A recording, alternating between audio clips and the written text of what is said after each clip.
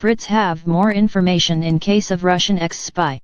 London, Britain will respond to evidence, not rumour, in the mysterious illness of a former and his daughter who were found slumped on a public bench in southern England, the minister responsible for public safety said Wednesday. Amid speculation about who is behind the suspected poisoning, Home Secretary Amber Rudd chaired a meeting of the government's emergency committee to consider a response. Counterterrorism police are investigating the case of Sergei Skripal, 66, and his 33-year-old daughter, Yulia, who are both hospitalized in critical condition. We need to keep a cool head and make sure we collect all the evidence we can, Rudd said. We need to make sure we respond not to rumor but to all the evidence that they collect. And then we need to decide what action to take. We do know more about the substance and the police will be making a further statement this afternoon in order to share some of that, Rudd said. We must let the police carry on their work, they will share what they can this afternoon, but I am sure there will be more updates as the investigation continues. Her comments came as Moscow said the case was being used to fuel an anti-Russian campaign and further strain ties with Britain. What happened to Skripal has been immediately used to further incite an anti-Russian campaign in Western media, Russian Foreign Ministry spokeswoman Maria Zakharova said. Meanwhile, ambulances were called Wednesday to a nearby office building called Sarum House where 2 women were also taken to hospital with suspected poisoning. Skripal, a former colonel in Russia's GRU military intelligence service, was convicted in 2006 of spying for Britain and imprisoned. He was freed in 2010 as part of a widely publicized spy swap in which the U.S. agreed to hand over 10 members of a Russian sleeper cell found operating in America in return for 4 Russians convicted of spying for the West.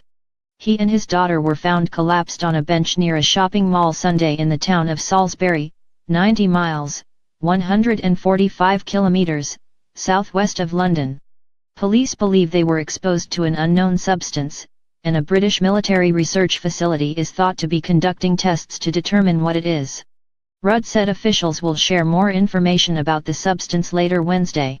Foreign Secretary Boris Johnson told lawmakers Tuesday that if Moscow is shown to have been involved in the Skripal case, the government would act, possibly downgrading England's participation in this year's Soccer World Cup in Russia. Johnson warned British officials may not be involved in the sporting event in the normal way, but did not elaborate. While police say they are keeping an open mind about the case, it has reminded Britain of the 2006 poisoning of former spy Alexander Litvinenko.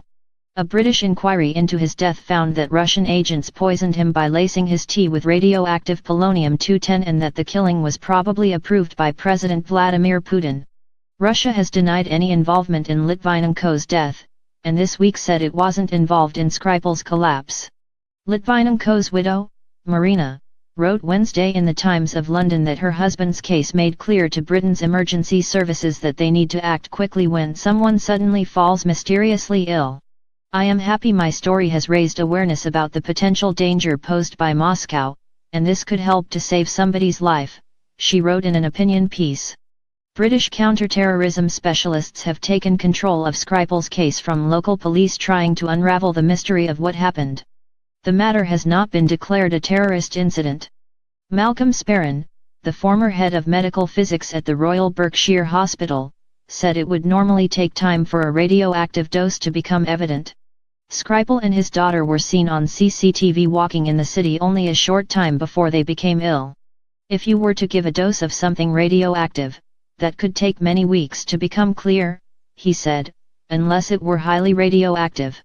In that case, those who came into contact with you would also be affected. Most of the people who initially responded to the attack have been released from the hospital.